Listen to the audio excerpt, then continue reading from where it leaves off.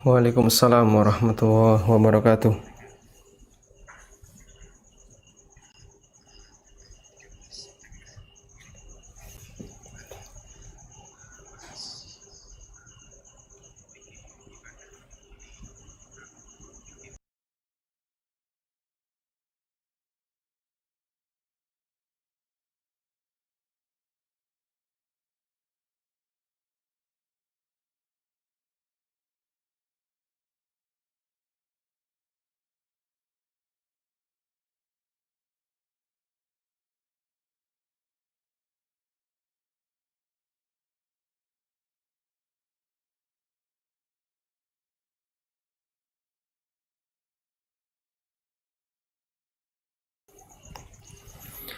Assalamualaikum warahmatullahi wabarakatuh.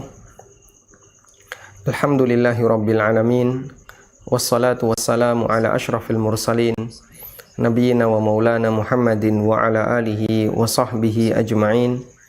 Wa ashhadu an la ilaha illallah wahdahu la syarikalah. Wa ashhadu anna Muhammadan abduhu wa rasuluh sallallahu alaihi wa ala alihi wa sahbihi wa sallama tasliman katsira. Thumma amma ba'd. Alhamdulillah, kembali kita akan melanjutkan kajian rutin per 2 pekan sekali yang diselenggarakan oleh tim kajian Paduka London bekerja sama dengan ANB Official dan disiarkan secara live melalui YouTube channel ANB Official, juga fanpage, dan juga di YouTube channel Paduka London. Dan kajian kita masih membahas tentang fikih ibadah. Dan insya Allah di kesempatan kali ini kita akan masuk pelengkap dari masalah toharoh, yaitu beberapa adab. Dan adab yang akan kita bahas di sini adalah pertama tentang bersiwak, dan yang kedua tentang sunanul fitrah. Pertama tentang masalah siwak, dan yang kedua tentang sunanul fitrah. Kita akan membahas tentang siwak.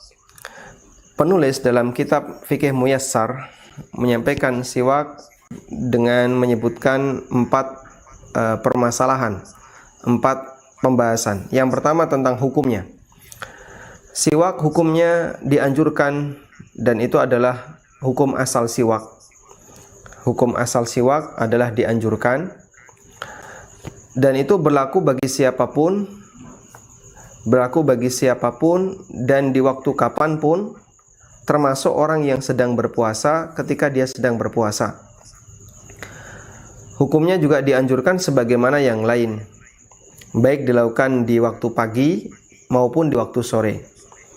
Karena Nabi SAW memerintahkan kita untuk bersiwak, menekankan kita untuk bersiwak, dan beliau tidak menjelaskan apakah itu hanya berlaku untuk orang yang sedang tidak puasa ataukah juga berlaku bagi mereka yang puasa. Artinya, ketika perintah itu disampaikan secara mutlak, berarti maknanya kita berlakukan secara mutlak tanpa diberi batasan. Rasulullah SAW bersabda, "As-siwaku matharatun lil fammi mardatun lir rabbi." Siwak itu alat pembersih untuk mulut dan mengundang ridha Allah Subhanahu wa taala. Hadisnya diriwayatkan oleh Bukhari secara muallaq dan juga diriwayatkan oleh Imam Ahmad dan An-Nasa'i.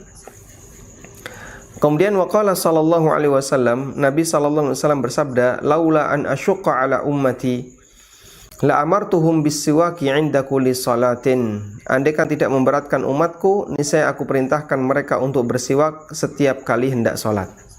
Baik, saya mohon izin untuk melakukan share screen sebagai tambahan dari penjelasan.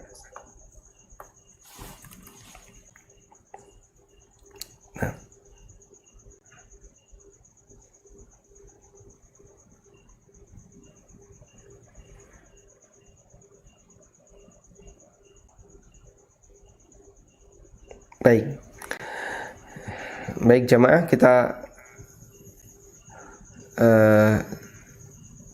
akan bantu penjelasan dengan menggunakan share screen. Kita membahas tentang masalah siwak, dan tadi kita sampaikan bahwa hukum asal siwak adalah dianjurkan. hukum asal dianjurkan. Kenapa disebut hukum asal? Sebuah amalan jika di situ disebut hukum asal, berarti hukum itu memiliki kemungkinan untuk bergeser menjadi yang lain. Bisa menjadi sunnah, atau bisa menjadi wajib, atau bisa menjadi makruh. Nah, tentang siwak yang hukum asalnya dianjurkan, apakah ini berlaku seterusnya? Sehingga siwak selalu hukum ada pada posisi hukum dianjurkan, ataukah di sana ada pengecualian?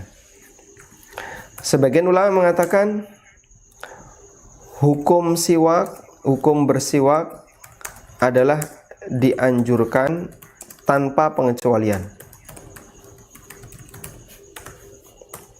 Dan sebagian ada yang mengatakan bersiwak dianjurkan kecuali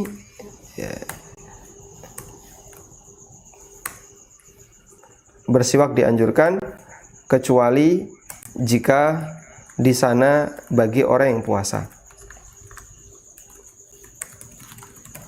Kecuali bagi yang berpuasa setelah masuk siang hari. Yang ini hukumnya makruh, dan ini pendapat sebagian ulama Syafi'iyah.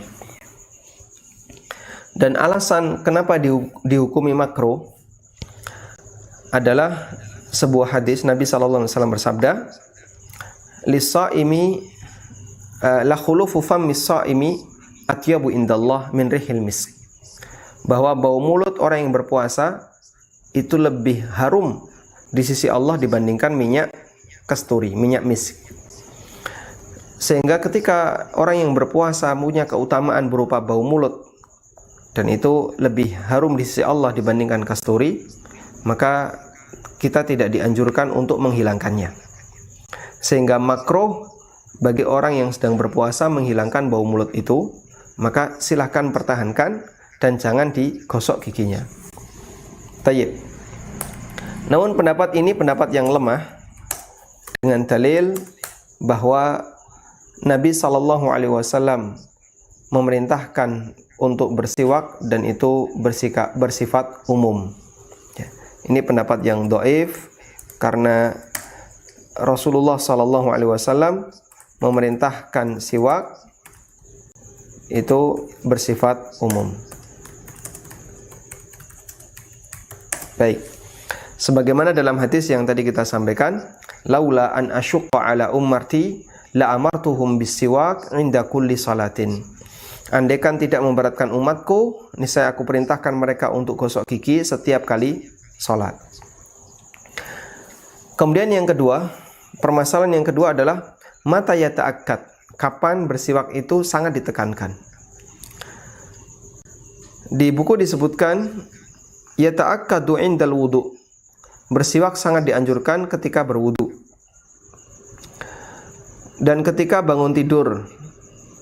Kemudian yang ketiga, saat terjadi perubahan bau mulut, atau ketika hendak membaca Al-Quran, atau ketika hendak sholat. Demikian pula ketika hendak masuk masjid, masuk rumah, berdasarkan hadis dari Miqdam bin Syuraih dari ayahnya. Beliau pernah bertanya kepada Aisyah radhiyallahu anha, bi ayyi syai'in kana yabda'un nabiyyu sallallahu alaihi wasallam idza dakhala baitah.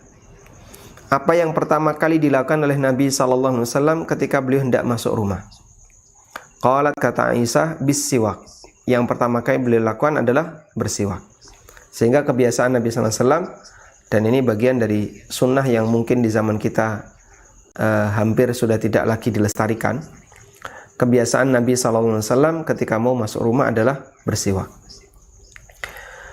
Dan salah satu di antara hikmahnya atau alasannya kenapa Nabi SAW selalu bersiwak ketika beliau hendak masuk rumah, karena begitu beliau masuk rumah, maka yang beliau lakukan adalah menunjukkan rasa kasih sayang beliau kepada sang istri dengan cara mencium istri.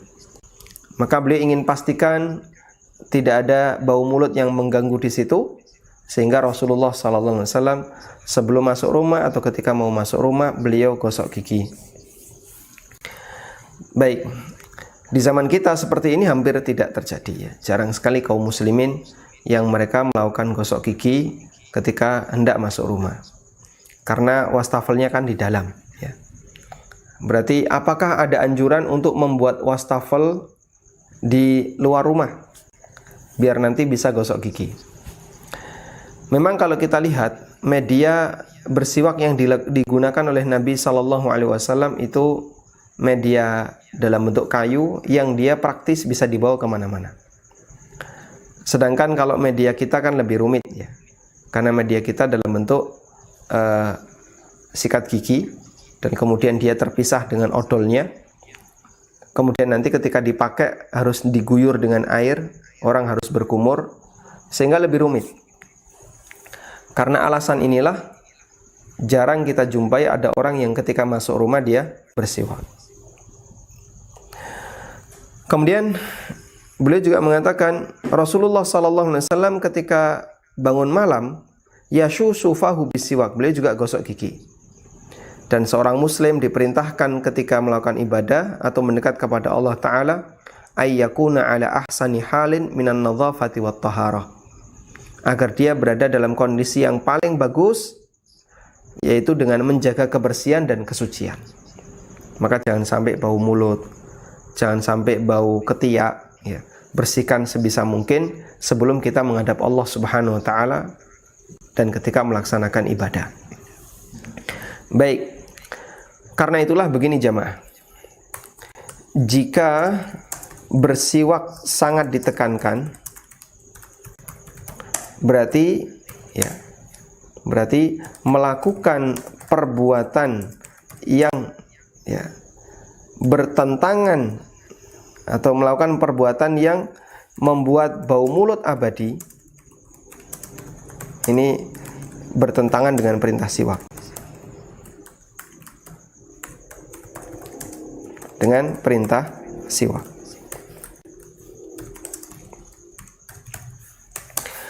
Sehingga aneh kalau ada orang yang saya ingin menjaga kebersihan gigi, tapi di saat yang sama dia nggak menjaga bau mulutnya. Yang saya maksud di sini apa? Yang saya maksud di sini adalah ngerokok. Karena dia bisa mempertahankan bau mulut. Makanya orang yang ngerokok itu berarti dia melakukan perbuatan yang bertentangan dengan perintah untuk bersiwak. Tayyib. Karena itulah jika orang menyadari ini, maka seharusnya dia merasa malu. Nabi SAW perintahkan kita untuk rajin bersiwak, sementara saya sendiri adalah orang yang rajin merusak bau mulut saya. Sehingga dia rajin merokok, yang itu bisa membuat bau mulut semakin parah. Kadang saya merasa pusing kalau saya sedang sholat, di samping saya ada perokok. Itu Masya Allah seperti tahan nafas saya. Bau mulutnya keluar hanya dengan dia mengucapkan bacaan Al-Fatihah atau dia membaca surat-surat yang lain. Bau mulutnya ke kanan dan ke kiri. Padahal dia tidak sedang merokok, dia sedang sholat. Dan mungkin, ya, kemungkinan besar dia sudah gosok gigi sebelum dia sholat. Tapi ternyata tidak hilang. Dan itu mengganggu kanan dan kirinya. Nabi SAW pernah bersabda, Innal malaikata tata'adza bima yata'adza bihi banu Adam. Sesungguhnya malaikat itu merasa terganggu dengan sesuatu yang mengganggu manusia. Nabi SAW menyampaikan ini untuk konteks orang yang makan bawang dalam kondisi mentah. Kemudian setelah itu dia sholat.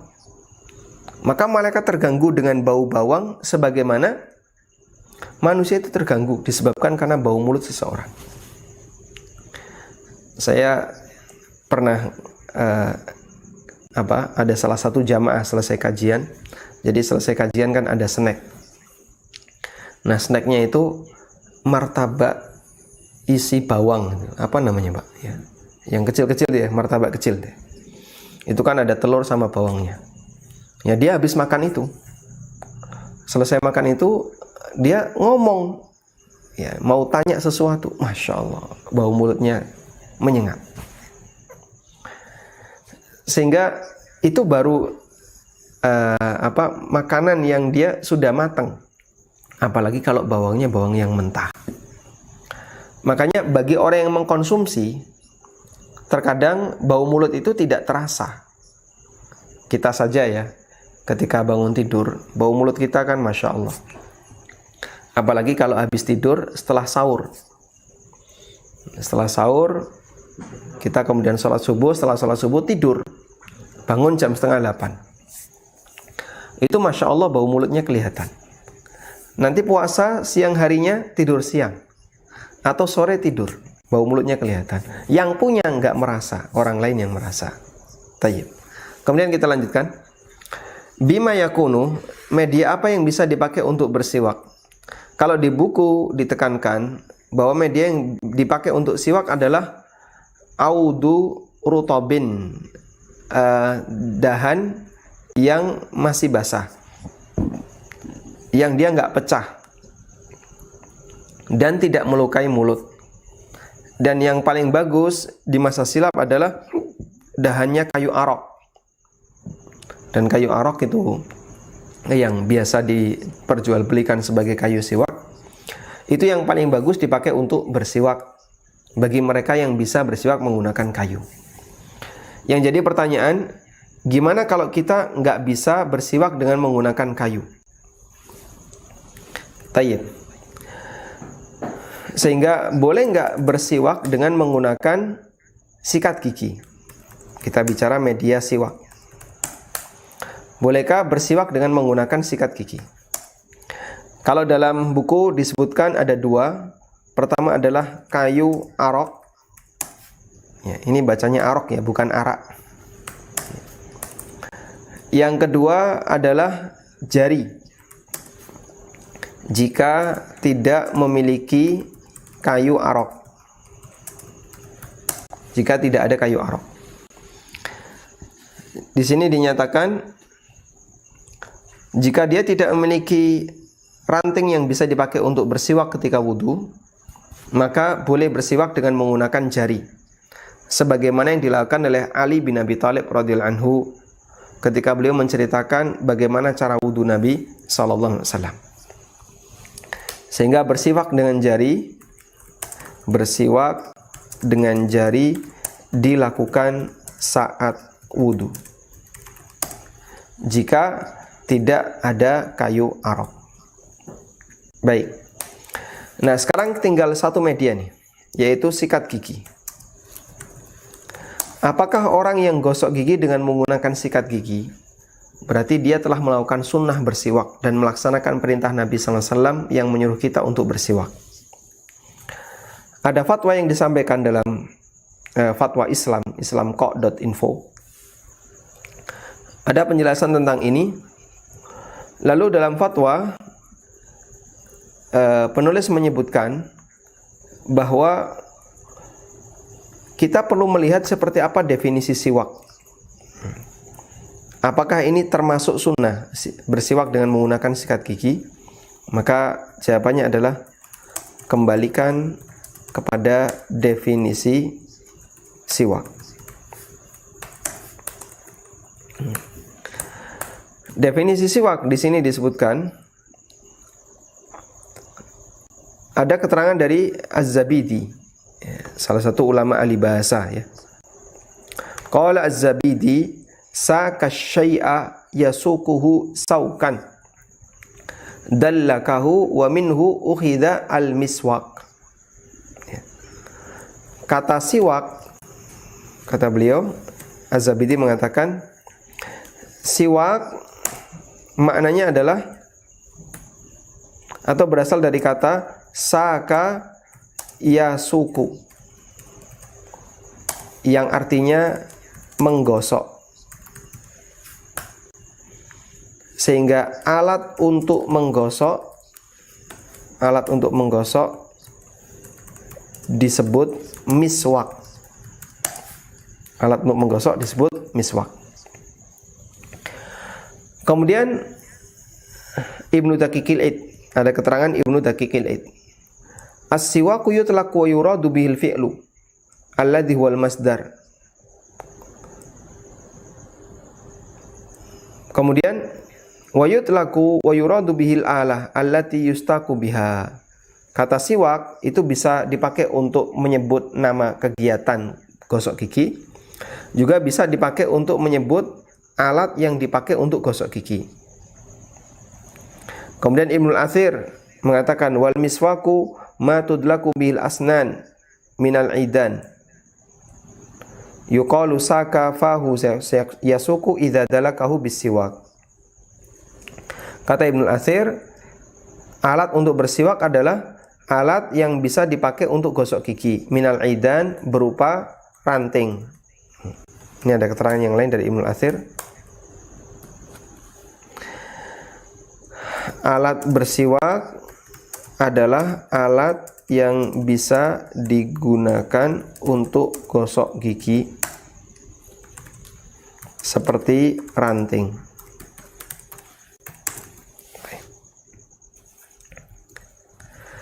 Sehingga dari keterangan ini disimpulkan dalam fatwa qa berdasar keterangan ulama di atas,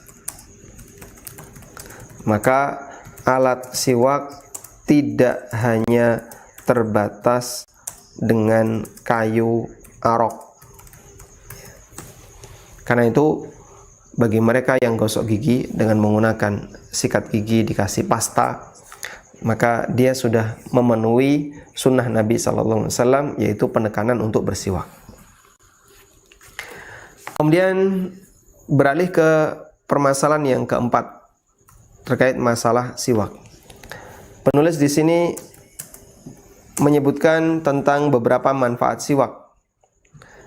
Di antaranya adalah membersihkan mulut, ya, dan mengundang ridha Allah ketika di akhirat, dan selayaknya seorang muslim untuk berusaha untuk menjaga sunnah ini dan tidak meninggalkannya, karena ada banyak sekali manfaat, ya, dan secara logika manusia paham. Karena itu orang yang menjaga kebersihan salah satunya adalah dia yang rajin untuk gosok gigi. Tayyib, selesai masalah tentang siwak. Kemudian kita beralih kepada pembahasan sunan al-fitrah. Sunanul fitrah. Baik. Apa itu sunanul fitrah?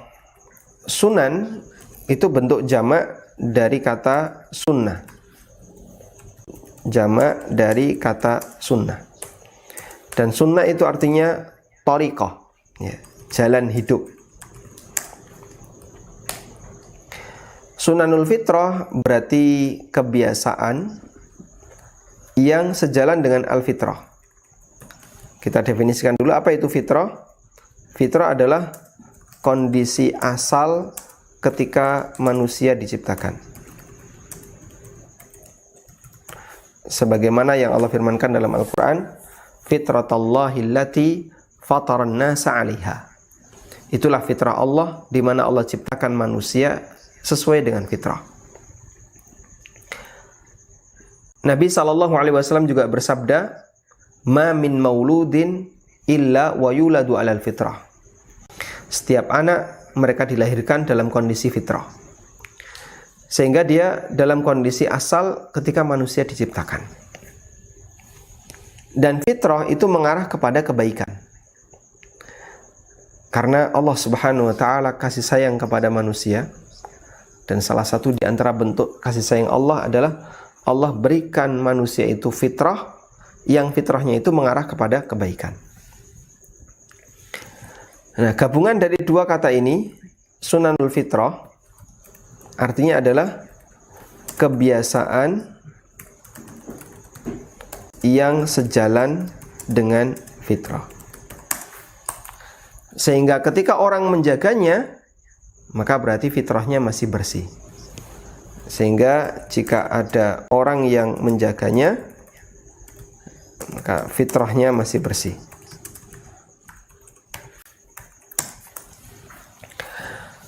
Kemudian apa saja sunanul fitrah? Di sini disebutkan ada beberapa hadis yang berbicara tentang sunanul fitrah. Di antaranya adalah hadis dari Abu Hurairah radhiyallahu anhu, Rasulullah sallallahu alaihi wasallam bersabda, "Khamsun minal fitrah." Ada 5 hal yang merupakan fitrah.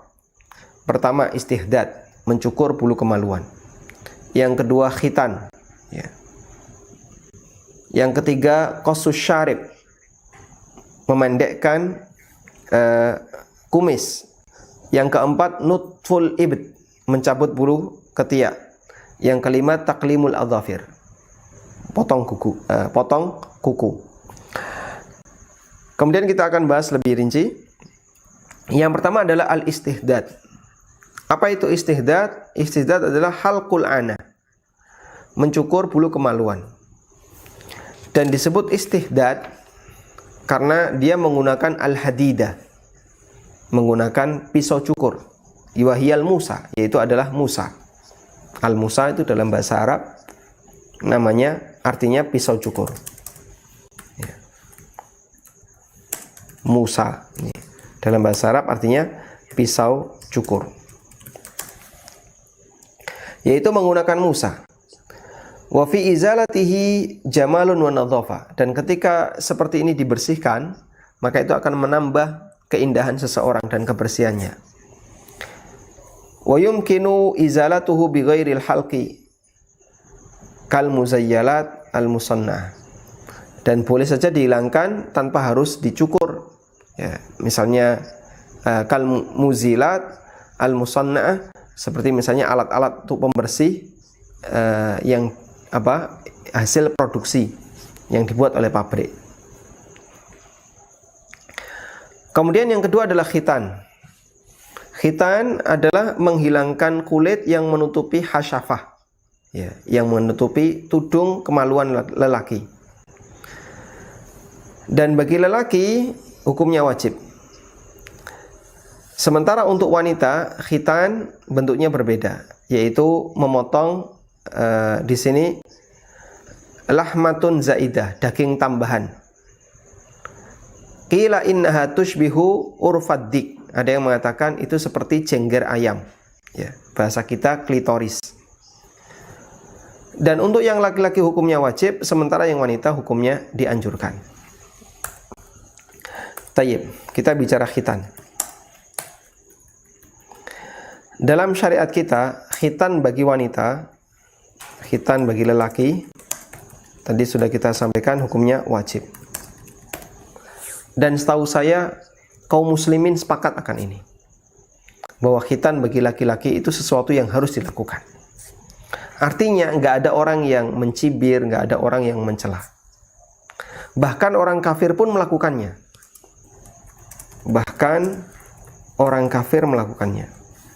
Di sini semua umat menerima. Bahkan orang kafir melakukannya. Sehingga orang kafir juga berkhitan. Dan mereka kadang memuji khitan dengan penelitian-penelitian yang mereka buat. Nah, meskipun kita sebagai seorang muslim sudah mendapatkan ajaran itu sebelum kita tahu hasil penelitian itu. Baik, karena itu untuk khitan bagi laki-laki nggak ada masalah. Tidak ada sesuatu yang perlu untuk serius dibahas. Nah, yang kedua adalah khitan bagi wanita.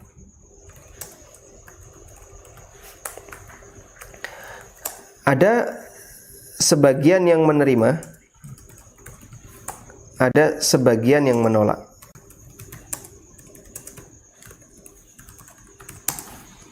Dan dulu di Indonesia ini sempat ramai, ya. Ketika ada kasus apa begitu, bidan mengkhitan bayi, akhirnya sempat ramai, jadi bahan perbincangan nasional. Tayyib.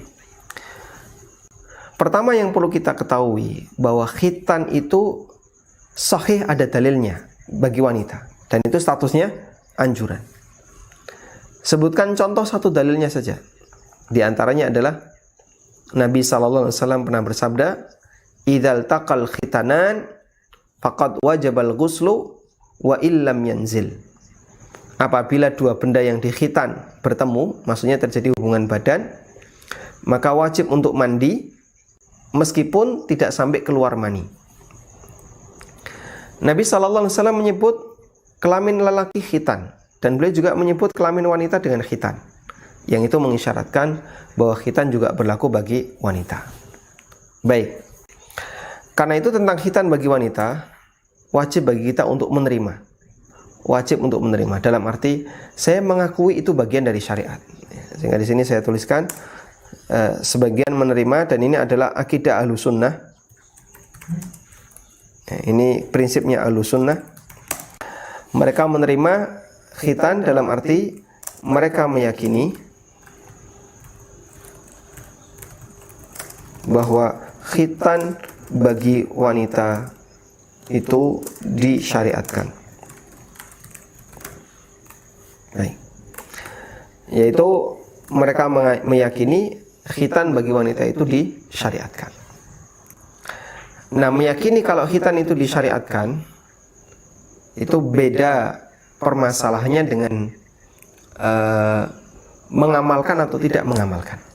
Kita baru di tahapan kamu mengakui atau tidak. Ya. Sebagai Ahlussunnah, sebagai Muslim, kita wajib mengakui dan nggak boleh nolak. Kenapa? Karena terdapat banyak dalil di mana Nabi SAW mensyariatkan khitan bagi wanita. Nah, ada sebagian yang menolak khitan bagi wanita, dan ini sikap yang nggak benar. Ya, kamu boleh saja nggak mengkhitan anak-anakmu yang perempuan, tapi kalau menolak hukumnya bahkan melawan itu nggak benar. Ya, nggak benar. Menolak itu artinya tidak mengakui keberadaan hukum khitan bagi wanita. Nah, kalau tidak mengakui ini bisa sampai ranah bahaya, karena dia mendustakan hadis yang berbicara tentang khitan bagi wanita, ya. Dan itu satu hal yang berbahaya. Makanya kita tidak boleh menolak syariat khitan. Kita wajib menerima. Nah, yang menerima syariat khitan, terus apa hukum khitan? Menerima itu bukan berarti mewajibkan atau menerima yang mengatakan wajib. Menerima artinya mengakui kalau itu ada dalam syariat. Cuman apakah saya menyatakan wajib ataukah tidak, itu permasalahan yang lain. Sehingga di sini khitan bagi wanita sebagian ulama menerima, dan ini pendapat Ahlussunnah, prinsip Ahlussunnah, karena mereka meyakini bahwa khitan bagi wanita itu disyariatkan, ada dalilnya. Ya. Meskipun kalau bicara dari sisi hukum, pendapat yang kuat khitan bagi wanita tidak wajib tapi dianjurkan. Baik. Sehingga tolong bedakan dua hal ini, ya. Mengamalkan dengan mengakui. Ada orang yang tidak mengakui tapi dia mengamalkan karena terpaksa. Misalnya gimana? Ada orang kafir yang dia datang dan mau masuk masjid. Dia datang mau masuk masjid. Karena dia seorang wanita kafir, maka biasanya nggak peduli dengan namanya aurat. Ya. Kadang dia pakai celana pendek, dia pakai baju lengan pendek, tidak mungkin dia pakai kerudung. Tayyib. Namun pihak takmir mewajibkan bagi turis mancanegara yang tidak menutup aurat dan ingin melihat dalam masjid, maka dia harus pakai pakaian ini. Kita sediakan. Lalu disediakan pakaian besar, ya, yang menutupi seluruh auratnya, menutupi rambutnya, menutupi auratnya yang belakang, auratnya yang berada di bawah. Nah, kemudian dia menolak, saya tidak terima, saya nggak mau pakaian kayak gini. Ya. Akhirnya karena dia punya kepentingan, saya harus tetap masuk untuk melihat dalamnya, dia pun mau pakai pakaian seperti itu. Meskipun secara batin dia tidak menerima. Nah, itu berarti mengamalkan tapi dia nggak menerima. Nah, di sini kita membahas orang yang menerima, apakah harus mengamalkan? Jawabannya tidak harus. Menerima artinya mengakui itu disyariatkan. Nah, kalau misalnya dia tidak mengamalkan, karena dia menganggap bahasanya itu dianjurkan dan tidak wajib, yaitu urusan pribadi. Tapi kalau menolak, tidak mau menerima, itu berarti berurusan dengan zat yang membuat syariat, zat yang menurunkan syariat Allah Azza wa Jalla. Makanya jangan sampai kita menolak keberadaan dari syariat. Masalah apakah nanti bisa mengamalkan ataukah tidak, itu urusan belakangan. Yang penting diterima dulu. Yaitu prinsip penting yang perlu kita ingat terkait masalah sopan santun di hadapan dalil dari Nabi Sallallahu Alaihi Wasallam. Baik, sehingga pendapat yang kedua bahwa khitan itu tidak diakui keberadaannya dalam Islam, baik wajib maupun sunnah, ini adalah pendapat yang enggak benar dan kita tidak boleh menolak disyariatkannya khitan. Wallahu a'lam. Selanjutnya kita beralih kepada memendekkan kumis. Urusan kumis dan jenggot.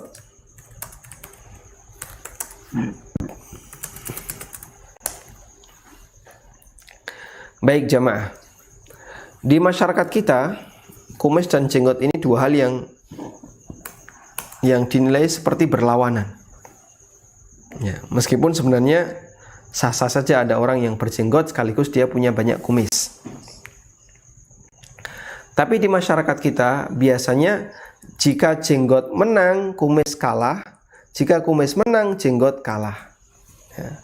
Sehingga seolah-olah ini saling bertentangan. Padahal aslinya tidak.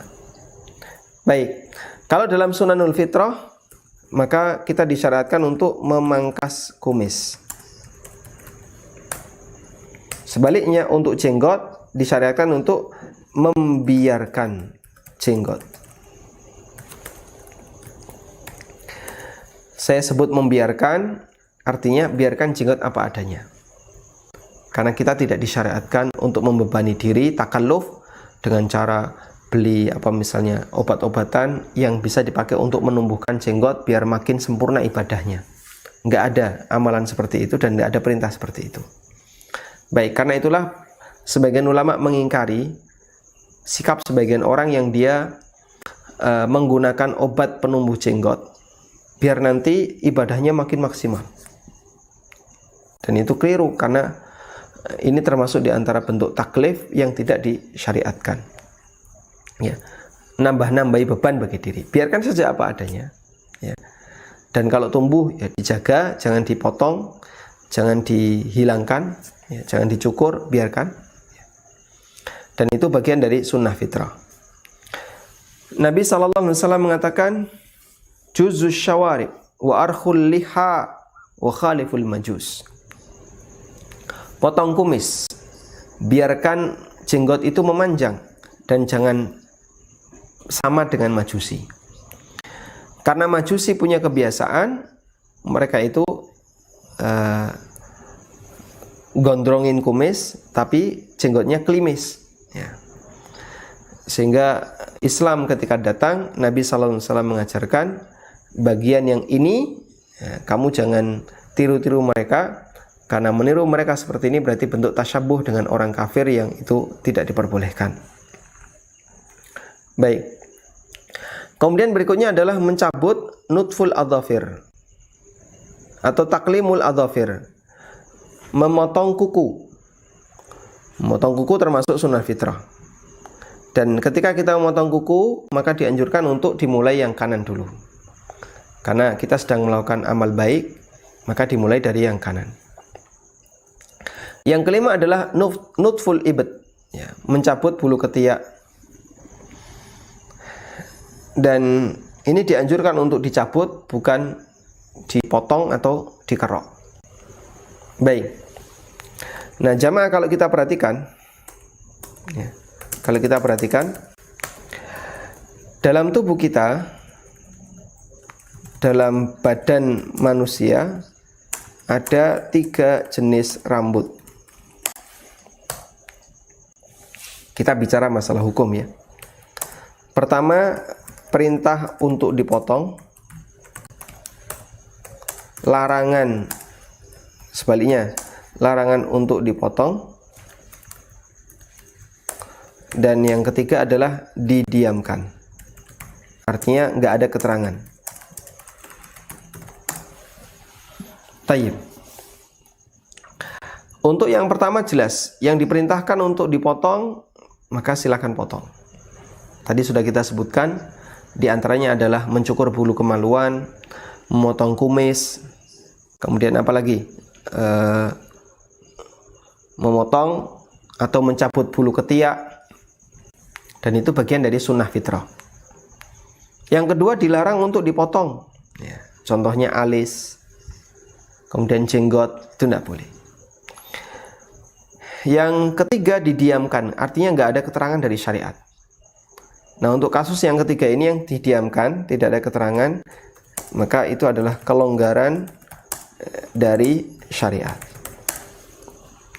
Artinya syariat tidak memerintahkan dan juga tidak melarang. Kamu mau melakukan silahkan, nggak juga boleh. Ya. Contohnya apa? Rambut yang didiamkan, misalnya bulu tangan, bulu kaki, ya. Kemudian apa lagi? Rambut kepala. Ada perintah untuk nyukur, tapi ketika orang tahallul. Tapi secara umum dia termasuk di antara rambut yang didiamkan. Baik, nah yang didiamkan di sini boleh dipraktekkan atau boleh dilakukan, ya, karena tidak ada larangan dalam syariat. Misalnya mencukur bulu kaki, ya silahkan, nggak ada larangan dalam syariat. Dan juga tidak ada perintah. Yang seperti ini sifatnya hanya masalah yang mubah. Tayyib. Kemudian dari cara membersihkan rambut itu ada 3. Yang pertama ada yang dipangkas, ya, dipangkas ini dipangkas ringan. Yang kedua ada yang dicukur. Yang ketiga ada yang dicabut. Dipangkas, dicukur, dicabut. Ya. Kalau ini berarti meninggalkan sisa.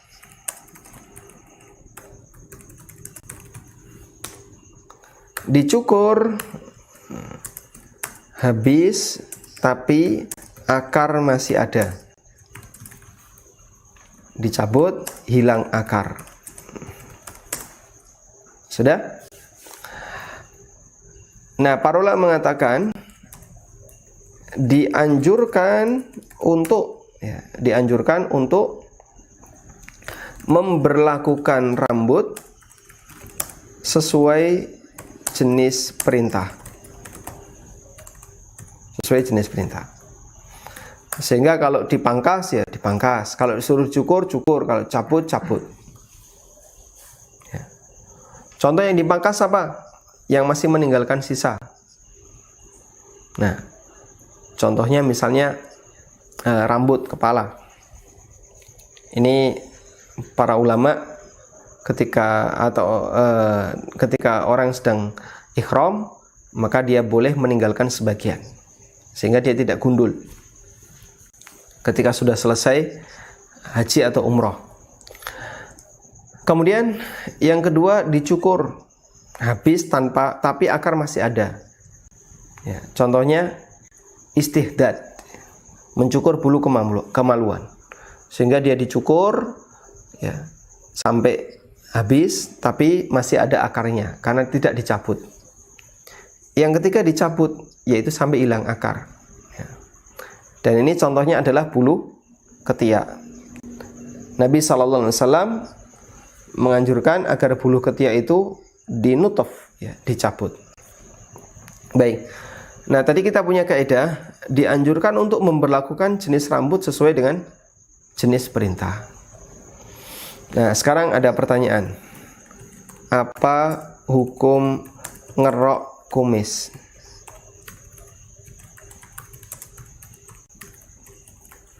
Apa hukum ngerok kumis? Apakah ngerok kumis itu hukumnya dianjurkan ataukah justru sebaliknya tidak dianjurkan? Ulama berbeda pendapat dalam masalah ini. Sebagian ulama mengatakan, dan itu pendapat jumhur mengatakan kumis tidak dikerok tapi dicukur. Kemudian yang kedua, ada pendapat yang mengatakan, saya ingat saya ini Hanafiyah, ya, tapi saya ragu ya, betul Hanafiyah atau tidak, kita sebutkan saja. Pendapat yang kedua, kumis boleh dikerok. Ya. Sehingga dia dicukur gitu ya, dia dicukur, tapi tidak dicabut. Ya. Maka untuk kumis dicukur, tapi tidak dicabut, karena satu-satunya yang dicabut dari rambut manusia itu adalah bulu ketiak. Kecuali jika orangnya tidak kuat, ya. Seperti yang disebutkan dalam riwayat Imam Syafi'i rahimahullah, beliau bulu ketiaknya itu dipangkas, ya, dicukur. Nah, kemudian ada orang yang melihat, loh kok kenapa dicukur? Ya. Kata Imam Syafi'i, andikan bukan karena sakit, saya akan mau cabut. Ya. Maka mencabut bulu ketiak itu bagian dari sunnah Nabi Sallallahu Alaihi Wasallam. Ada satu kisah ya. Ada seorang imam, ya, seorang ulama al-hadis. Beliau masuk ke sebuah masjid. Lalu beliau mungkin setelah selesai sholat tahiyatul masjid, beliau melihat ada kerumunan orang. Di tengahnya ada seorang ulama, ada syekh yang dianggap sebagai syekh. Lalu syekh ini menyampaikan hadis. Qala haddatsana fulan bin fulan, qala haddatsana fulan. Sampai syekh ini menyinggung nama ulama tadi. Menyinggung nama ulama tadi. Berkata ulama X, padahal ulama X ada di situ. Begitu mendengar si tokoh agama ini mulai bicara, ulama X tadi kemudian duduk di belakang sambil nyambut bulu ketiak. Akhirnya sang guru tadi yang mengajarkan hadis, dia pun marah. Kamu tuh tidak sopan. Di majelis ilmu malah mencabut bulu ketiak. Apa jawab beliau? Lebih baik saya mengamalkan sunnah dibandingkan mendengarkan dusta. Lebih baik saya mengamalkan sunnah dibandingkan mendengarkan dusta. Loh, apa bentuk sunnahnya? Mencabut bulu ketiak itu sunnah. Dan dengerin kamu itu dengerin dusta. Apa buktinya? Ya. Si X yang kamu sebutkan tadi adalah saya. Padahal saya nggak pernah menyampaikan hadis seperti itu. Orang tadi pun malu. Sampai akhirnya jamaahnya bubar. Ya. Lalu ada sebagian yang mengerumuni ulama ini. Dan mereka minta hadis dari beliau. Rahimahullah. Baik. Karena itu ketika Bapak Ibu ya, misalnya dalam kondisi ketika hendak mandi, nyabut-nyabut bulu ketiak ya, kita perlu yakini bahasanya itu bagian dari sunnah Nabi Sallallahu Alaihi Wasallam, dan itu masuk dalam sunanun al-fitrah. Baik, ini 5 hal yang disebutkan dalam satu hadis yang tadi ya, hadis dari Abu Hurairah radhiyallahu anhu yang statusnya muttafaq alaih. Wa yudhafu ila hadhil khisal, dan ada tambahan dari 5 ini, yaitu yang pertama as-siwak, yang kedua istinsyak, ya, menghirup air ke dalam hidung, yang berikutnya al-madmadah, berkumur, selanjutnya adalah ghuslul barajim, membersihkan barajim. Barajim itu apa? Barajim itu ruas-ruas tangan dan kaki. Nah, ketika tangan manusia itu selalu menggenggam, maka bagian barojim ini menjadi pusat kotoran. Maka bagian dari sunanul fitrah adalah membersihkan barojim. Nah, kita kalau cuci tangan, barojim ini otomatis kena. Tayyib. Baik yang berada di punggung telapak tangan maupun yang berada di telapak tangannya. Ruas-ruas tulang ini disebut dengan barojim, dan ini adalah tempatnya kotoran. Maka ketika kita mencuci tangan, bagian ini dibersihkan. Kemudian berikutnya adalah istinja, ya. yang itu juga merupakan bagian dari fitrah. Kata Aisyah radhiyallahu anha, Nabi sallallahu alaihi wasallam bersabda, "Asyarun minal fitrah." Ada 10 hal yang itu bagian dari fitrah. Kemudian beliau menyebutkan qasus syarib, ya, memangkas kumis. I'faul lihyah, membiarkan jenggot tumbuh. Membiarkan jenggot. As-siwak, istinsyak, menghirup air ke dalam hidung. Qasul adfar, potong kuku, ya. Ghuslul barajim, membersihkan barajim. Nutful ibd, mencabut bulu ketiak. Halqul anah, mencukur bulu kemaluan. Wantiqasul ma', yakni istinja, dan berikutnya adalah istinja. Kata Mus'ab bin Syaibah yang beliau salah satu perawi hadis, wa nasitu al-ashirah, aku lupa dengan yang ke-10, illa antakunal madmadah, hanya saja kemungkinan itu adalah berkumur. Nah, siapa yang bisa melakukan ini dan menjaga ini, maka berarti dia menjaga fitrah yang diajarkan oleh Islam. Wallahu ta'ala alam. Tayyib. Ini materi tentang sunanul fitrah sudah selesai. Dan kita masuk pada bab yang kelima, bab baru, yaitu tentang wudu. Namun bab ini cukup panjang, maka kami serahkan kepada panitia. Jika ini mau dibahas, saya bahas, tapi mungkin waktunya sangat terbatas. Kalau tidak dibahas, agar nanti bisa dibahas lebih komplit di belakang, maka bisa kita pisahkan dan nanti kita akan kaji di pertemuan berikutnya. Wallahu a'lam.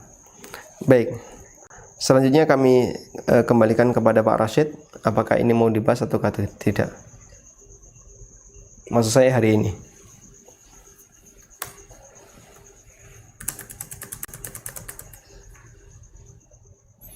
Baik, insya Allah. Berarti untuk wudu kita bahas di pertemuan berikutnya.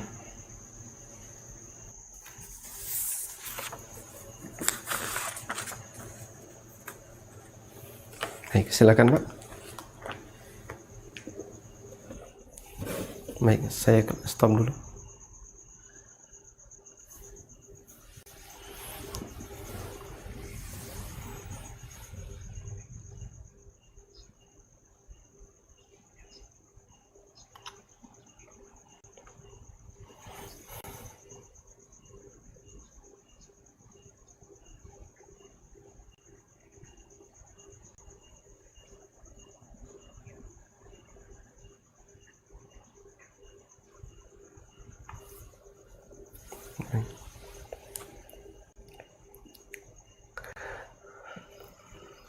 Izin share screen Pak.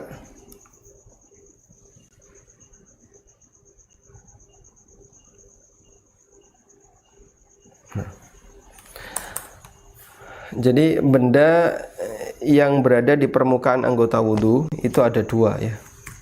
Benda di permukaan anggota wudu. Jika menghalangi air bisa mengenai kulit, maka hukumnya dilarang, harus dibersihkan. Tapi sebaliknya, jika tidak menghalangi air mengenai kulit, hukumnya boleh dipakai untuk wudu. Tidak menghalangi air mengenai kulit, maka hukumnya boleh. Contoh yang menghalangi air mengenai kulit, cat, dan apalagi lakban, apalagi karet, dan seterusnya. Contoh yang tidak menghalangi air mengenai kulit, tinta pulpen, ya. Tangan dicoret-coret pakai tinta, kena spidol, nah itu tidak menghalangi air. Makanya dia ketika kena air itu masih mengenai kulit, ya. Nembus di sela-sela unsur tinta tadi. Nah, kalau bentuknya seperti ini, insya Allah tidak masalah. Dan yang kita tahu, odol itu jenis yang kedua, tidak menghalangi air ketika mengenai kulit, kecuali jika dia tebal, ya. Kalau dia cuma tipis, cipratan-cipratan, itu masih bisa.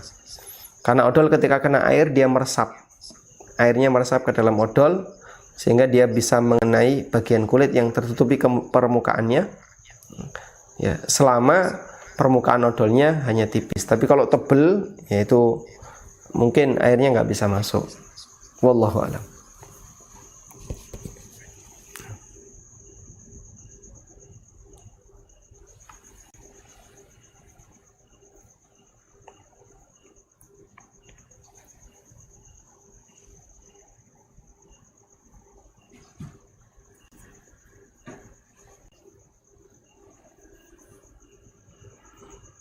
Saya bisa dijelaskan apa yang dimaksud dengan body hair removal?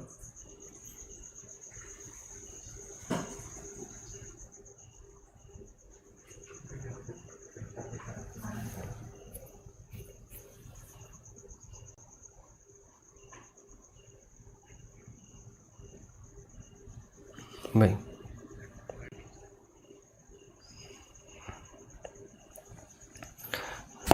Wallahu ta'ala alam. Jika melakukan body hair removal dalam arti dia mencabut secara permanen tadi ya, dengan media-media yang dimiliki, baik dengan menggunakan laser maupun yang lainnya. Wallahu a'lam. Jika yang dicabut adalah bulu yang disyariatkan untuk dicabut, seperti bulu ketiak atau bulu kemaluan, ya, insya Allah tidak masalah, karena memang kita disyariatkan untuk melakukannya. Atau bulu yang berada yang seharusnya idealnya ada di lelaki tapi ternyata tumbuh di wanita, misalnya jenggot di wanita. Nah, para ulama mengatakan wanita berjenggot, wanita berkumis itu boleh dihilangkan total, ya, bulu-bulu yang ada di kumis maupun yang ada di jenggotnya. Sehingga untuk bagian ini boleh dihilangkan total karena memang dia disyariatkan untuk dihilangkan. Wallahu a'lam.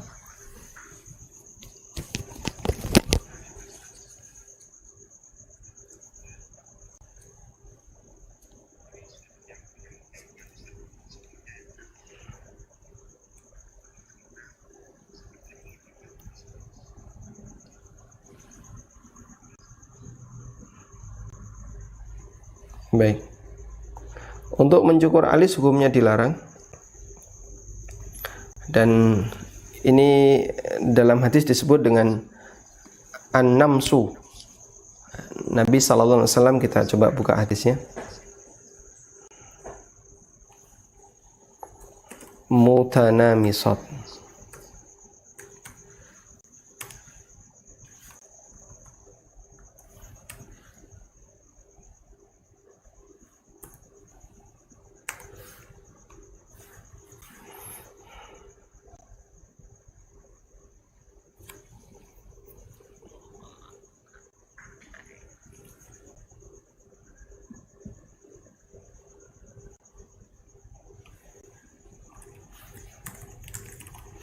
Al-muta.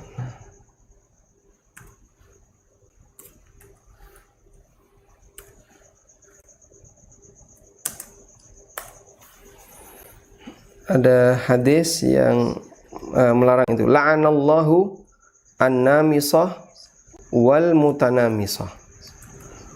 La'anallahu an-namisah wal mutanamisah. Allah Ta'ala melaknat an-namisah wal mutanamisah. An-namisah artinya tukang cukurnya, mutanamisah artinya yang dicukur, orang yang minta untuk dicukur. Ya. Hadisnya diriwayatkan oleh Imam Ahmad dalam musnadnya dari Ibnu Mas'ud radhiyallahu anhu. Ibnu Mas'ud mengatakan, sami'tu Rasulullah sallallahu alaihi wasallam naha 'anin namisah wal washirah wal wasilah wal washimah illa min da'in. Aku mendengar Rasulullah SAW melarang dari an-namisah. Dan makna an-namisah adalah alladhi tantufu sya'raha, wanita yang tugasnya mencabut bulu wanita yang lain. Dan yang dicabut di situ adalah bulu alis atau bulu jenggot bagi lelaki. Karena itu an-namsu hukumnya tidak diperbolehkan, sehingga ketika ada orang yang merapikan alis dengan cara dikerok dan seterusnya, hukumnya dilarang.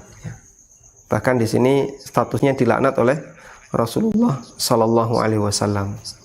Wallahu a'lam.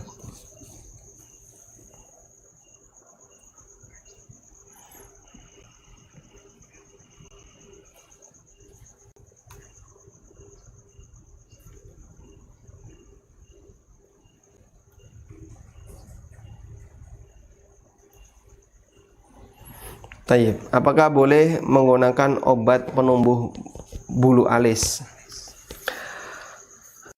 Kami tidak menjumpai adanya dalil yang melarang tentang pengaturan keindahan badan selama tidak sampai mengubah ciptaan Allah, dan itu bentuknya adalah dengan melakukan operasi yang bersifat permanen atau melakukan tindakan yang dia bersifat permanen. Jadi saya buka share screen lagi, Pak, ya. Nah. Ya. Mengubah kondisi wajah. Mengubah kondisi wajah itu ada dua. Pertama, ada yang tujuannya pengobatan. Ada yang tujuannya untuk keindahan. Ada yang litadawi dan ada yang litajammul. Kalau tujuannya untuk pengobatan, ini adalah asalnya nggak normal, atau karena dia sakit, ya, atau kecelakaan, lalu dinormalkan dengan cara diobati, maka ini hukumnya boleh. Ya. Dinormalkan dengan treatment tertentu, ya, dengan penanganan tertentu. Ini hukumnya boleh. Dalilnya, dulu ada sahabat yang bernama Urfujah. Sahabat Urfujah ini hidungnya pernah kepapras pedang, sehingga rongga hidungnya ada, tapi mancungnya ini nggak ada. Lalu oleh Urfujah ditambal dengan perak, namun ternyata lukanya makin parah. Kemudian ketemu Nabi Sallallahu Alaihi Wasallam, lalu disarankan oleh Nabi Sallallahu Alaihi Wasallam, kenapa nggak kau tambal dengan emas? Kemudian ditambal dengan emas, ya, ditambal dengan emas, sehingga Urfujah menjadi seorang lelaki berhidung emas. Nah, ini dalil bahwa orang yang mengalami kecelakaan atau dia nggak normal, lalu dilakukan upaya treatment tertentu, penanganan agar dia bisa menjadi normal, hukumnya diperbolehkan, dan itu masuk kategori pengobatan. Baik, bisa dikasih contoh, Pak? Contohnya misalnya operasi sumbing. Ini diperbolehkan karena sumbing itu tidak normal, sehingga orang melakukan operasi sumbing, dan itu operasi plastik misalnya, sampai akhirnya normal posisi bibirnya, itu tidak termasuk mengubah ciptaan Allah Subhanahu wa taala. Contoh yang lain, gigi yang berantakan lalu dirantai, ya, biar aman nggak diambil orang, ya, maka hukumnya boleh ataukah tidak? Kembali kepada ini, gigi berantakan itu lebih kepada bersifat pengobatan karena dia nggak normal, ataukah untuk kecantikan? Ya, memang dua-duanya tujuan itu ada, tapi yang lebih dominan adalah untuk pengobatan. Kalau itu untuk pengobatan, insya Allah tidak masalah, karena itu menggunakan behel gigi hukumnya boleh. Nah, di zaman Nabi SAW katanya itu dilarang. Beliau tidak menyebutkan itu. Yang beliau sebutkan adalah orang yang mengikir gigi. Jadi gigi itu dikikir, ya, dikikir sehingga dia jadi kecil-kecil. Ketika gigi kelihatan kecil, orang menyangka sebenarnya ibu ini masih muda, karena giginya kecil-kecil. Padahal aslinya giginya sudah tembem-tembem, cuman dia dikikir. Nah, itu yang dilarang oleh Nabi sallallahu alaihi wasallam karena itu bagian dari kebiasaan orang jahiliyah. Baik. Yang kedua adalah untuk keindahan, litajammul. Nah, untuk keindahan ini asalnya normal, tapi kurang apa? Kurang cakep. Nah, gitu ya. Sehingga misalnya ini tingkat cakepnya ada di grade 5. Mau dinaikin jadi grade 7. Nah, terus dia melakukan treatment wajah. Misalnya dengan ditambal, ada yang dikikir, ada yang dikurangi. Jadilah operasi plastik. Maka ini hukumnya haram, bahkan dosa besar, karena itu mengubah ciptaan Allah Subhanahu wa taala. Dan itu menjadi salah satu di antara tujuan besar setan. Fala yughayyirunna khalqallah. Akan aku goda manusia sehingga mereka mengubah ciptaan Allah Subhanahu wa taala. Baik. Nah, untuk pengubahan wajah yang asalnya normal tapi kemudian dia diubah karena kurang cakep biar makin cakep, maka tadi sudah kita sebutkan ini hukumnya mengubah ciptaan Allah dan itu hukumnya dosa besar. Namun jika dilakukan dengan proses alami, dilakukan dengan proses alami dalam arti melalui reaksi tubuh, maka ini tidak termasuk mengubah ciptaan Allah. Hukumnya boleh ya. Misalnya apa Pak? Misalnya mengkonsumsi obat. Nah, dengan mengkonsumsi obat itu dia bisa misalnya jenggotnya menjadi tumbuh lebih bagus, alisnya jadi lebih bagus. Maka insya Allah tidak ada bentuk mengubah ciptaan Allah karena dia muncul dari badan manusia itu sendiri. Cuman dikasih trigger, dikasih pemicu ya. Ada beberapa obat-obatan yang dia konsumsi sehingga mempengaruhi tumbuhnya rambut. Nah, kalau kayak gini hukumnya diperbolehkan. Wallahu a'lam. Nah,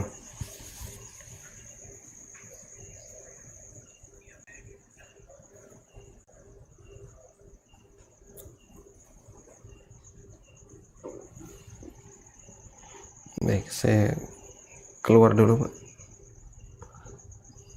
Share screen-nya saya keluar. Nah, baik, silahkan.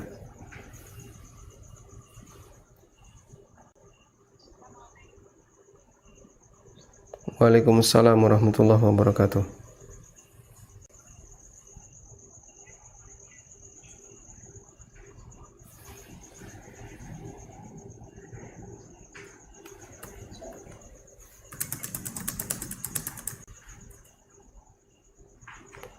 Istri memendekkan jenggot.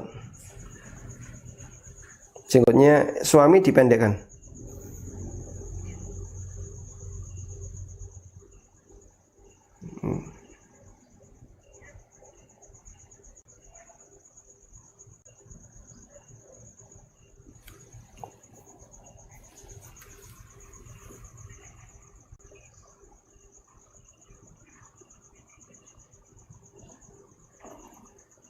Baik. Baik, cukup Ibu. Nah, jazakallahu khairan.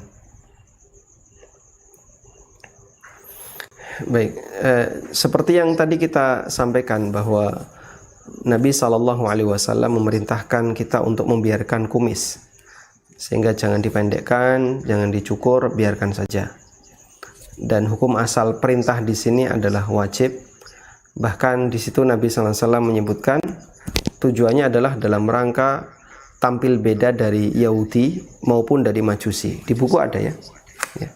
Di buku tadi disebutkan ada di halamannya beda ya. Nabi SAW di sini menyebutkan khaliful majus. Kalian harus tampil beda dengan Majusi. Caranya gimana? Ya, pendekkan kumis, potong kumis, biarkan jenggot. Dalam hadis dari Ibnu Umar radhiyallahu anhu, Nabi SAW bersabda, khaliful musyrikin, jangan sama dengan orang musyrikin. Ya. Gimana caranya? Wafirul liha, biarkan jenggot. Wa ahfus syawarib, sementara untuk kumis silakan dipangkas. Sehingga Rasulullah SAW memerintahkan seperti ini, dan itu bagian dari ciri kaum muslimin.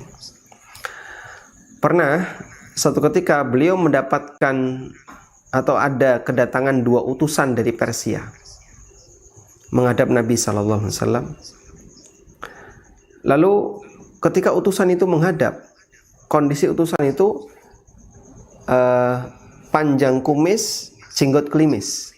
Ya, kumisnya tebal, tapi jenggotnya itu kosong, dicukur habis.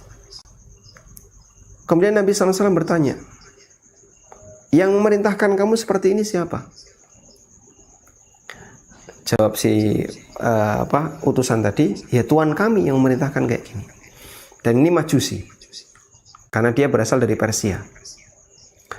Kemudian Rasulullah SAW memberikan komentar, bal amarani rabbi, namun yang diperintahkan oleh Allah kepadaku adalah kebalikan dari kamu. Allah perintahkan aku untuk membiarkan jenggot dan memotong kumis. Nah, maka tinggal yang jadi pertanyaan adalah, kita mau tiru yang mana? Gayanya Majusi ataukah gayanya Nabi SAW? Karena itu kumis dipangkas betul, ya, tapi untuk jenggot jangan. Ya. Kecuali jika jenggot itu sudah melebihi 1 genggam. Nah, melebihi 1 genggam itu digenggam. Nah, terus panjang jenggot yang melebihi 1 genggam. Nah, ini apakah boleh dipotong? Ulama beda pendapat dalam masalah ini. Sebagian ada yang mengatakan silakan dipotong, dianjurkan untuk, bahkan dibolehkan untuk dipotong. Dan ada yang mengatakan tetap nggak boleh dipotong, biarkan saja.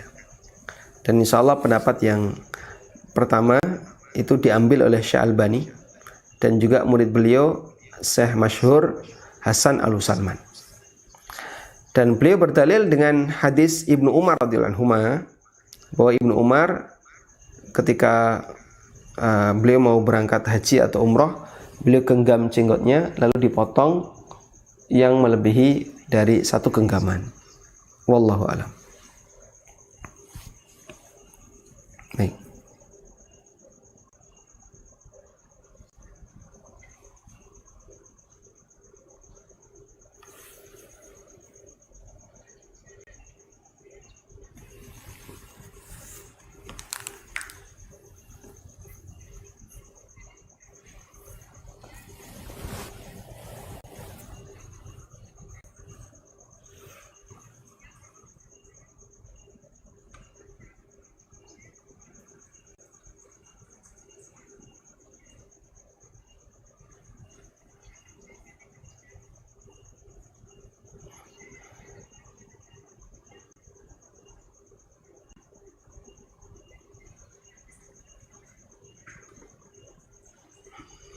Baik.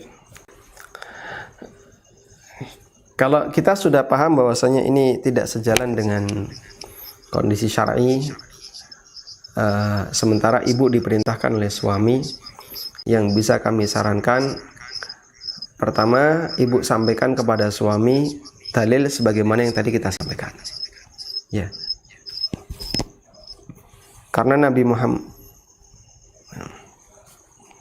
ibu sampaikan kepada suami dalil sebagaimana yang tadi kita bahas, karena Nabi Muhammad SAW adalah rahmatan lil alamin, dan semoga suami ibu mau menerima hadis Nabi SAW sebagaimana yang tadi kita bacakan.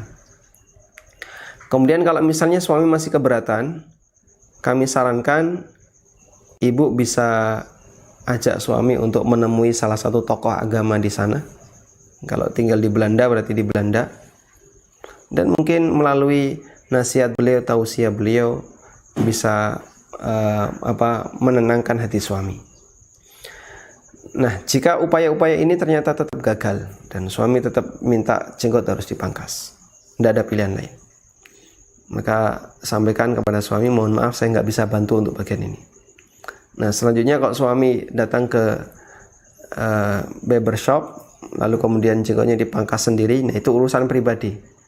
Yang jelas posisi ibu tidak masuk dalam kategori tolong menolong dalam perbuatan dosa maupun maksiat. Wallahu a'lam.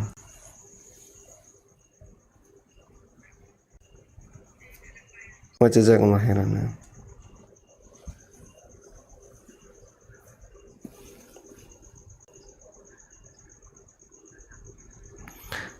Baik, silakan Pak, mungkin 10 menit lagi.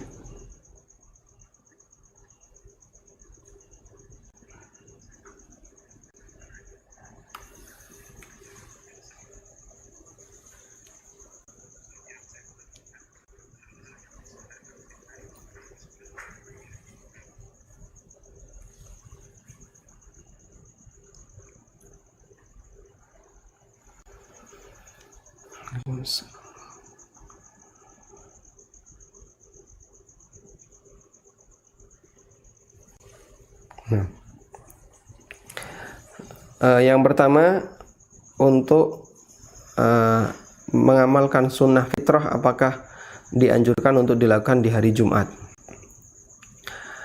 Ada dua riwayat yang bisa kita pakai di sini. Pertama, hadis Anas Ibn Malik radhiyallahu anhu. Anas mengatakan, waqata lana Rasulullah sallallahu alaihi wasallam fi taklimil adhafir wa fa'il wa jusus syawarib. Nabi sallallahu alaihi wasallam memberikan batasan bagi kita untuk potong kuku, kemudian potong kumis, kemudian mencukur bulu kemaluan, termasuk mencabut bulu ketiak, itu selama 40 hari. Nah, 40 hari di sini adalah batas maksimal. Sehingga sebisa mungkin kaum muslimin tidak membiarkan sunnah-sunnah fitrah tadi lebih dari 40 hari. 40 hari itu batas maksimal. Misalnya bulu ketiak lama nggak dicabut, dibiarin aja. Ya, itu maksimal 40 hari. Bulu kemaluan, nah itu yang paling sering kadang terlupakan. Lama nggak dikerok, ya, maka batas maksimalnya adalah 40 hari. Itu jangan sampai lebih. Nah, selanjutnya, adakah hari tertentu yang kita dianjurkan untuk secara sengaja memilih itu dalam rangka mengamalkan sunnah fitrah?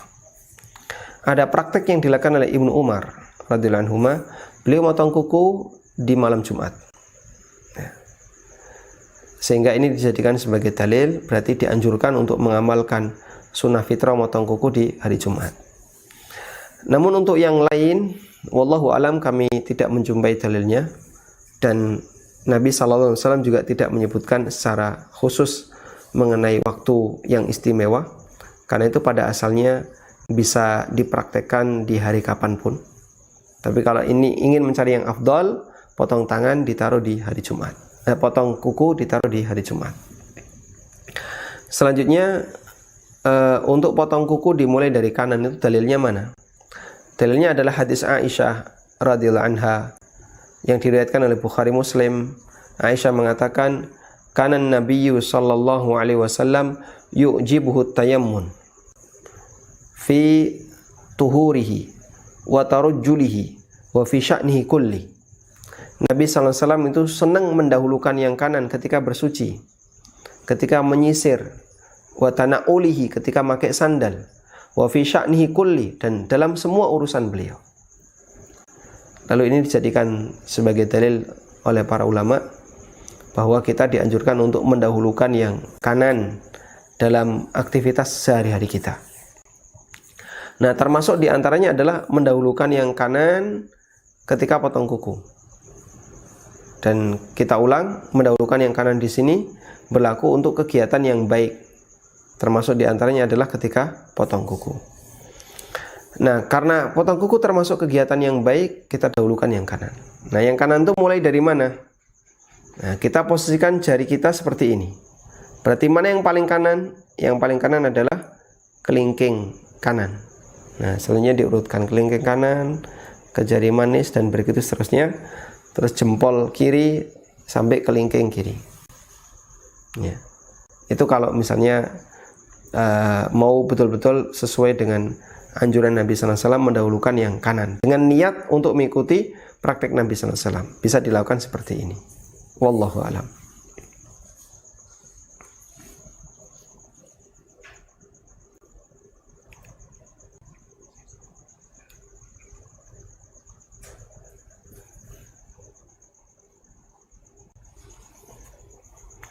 Waalaikumsalam warahmatullahi wabarakatuh.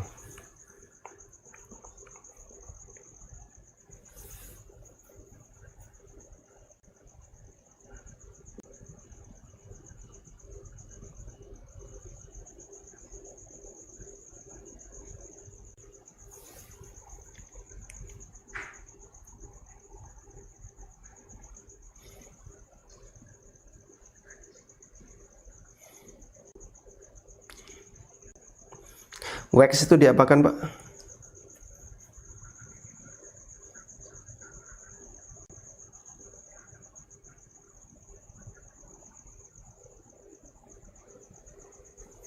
Tayyib. Untuk ngecat rambut,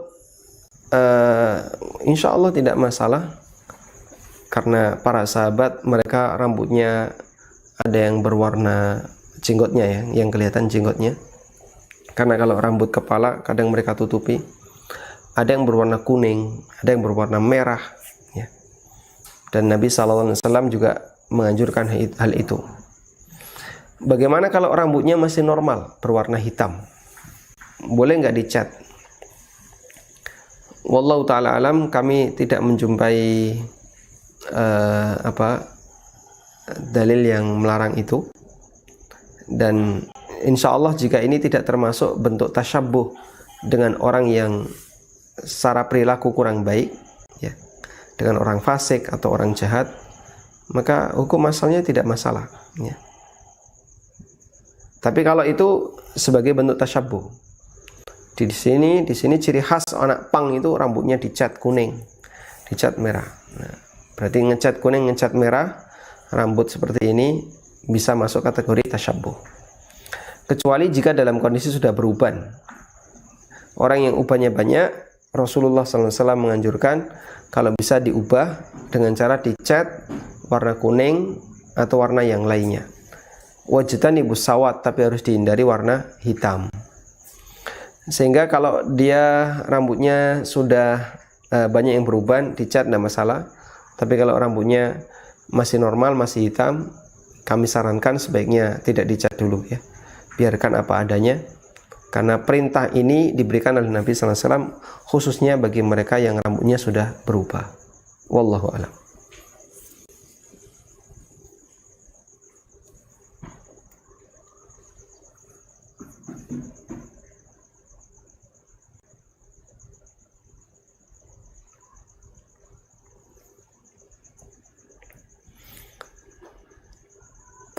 Itu sudah rambut asli, Pak, ya. Kalau rambut asli biarkan saja. Yang dipermasalahkan tadi adalah ketika ada orang yang rambutnya hitam, terus di masyarakatnya ada kebiasaan ngecat rambut itu adalah modelnya anak-anak yang nggak baik, ya. Anak ngepang, anak yang suka ngegeng-ngegeng di pinggir jalan, sehingga ada kesan rambut kayak gini tuh rambut anak nakal. Nah, di tempat itu ngecat rambut bisa termasuk tasyabbuh dengan anak nakal, dan kita dilarang. Tapi kalau misalnya di daerah yang lain, di Eropa, rambut pirang itu hal yang biasa. Baik orang soleh maupun orang jahat, ada yang berambut pirang, karena emang bagian dari gennya. Maka yang sudah ketemu seperti ini tidak perlu dicat hitam. Dan andaikan ada orang yang rambutnya normal terus dicat kuning, ikut-ikutan mereka, dan itu bukan ciri khas orang jahat, insya Allah diperbolehkan. Wallahu a'lam.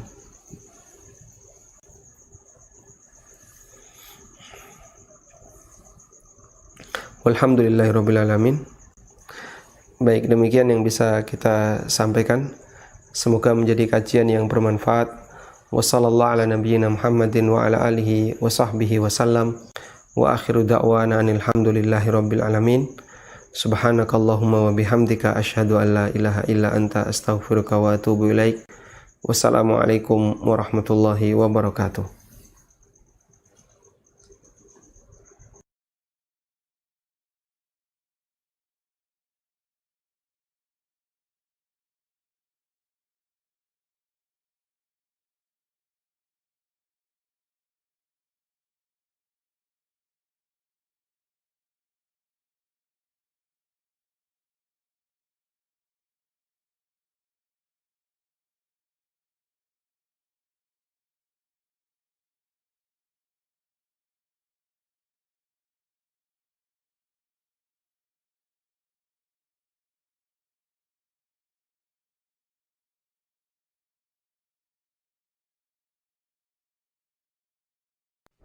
Wakaf Madinah Islamic Center memiliki amal yang pahalanya mengalir abadi adalah harapan setiap mukmin yang sadar akan pentingnya amal di akhirat.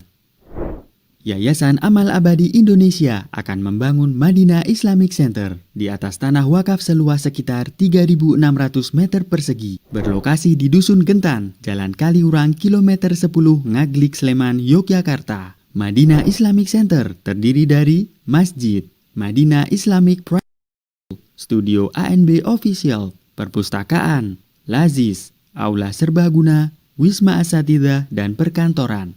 Salurkan wakaf tunai Anda untuk pembangunan Madinah Islamic Center melalui rekening berikut ini.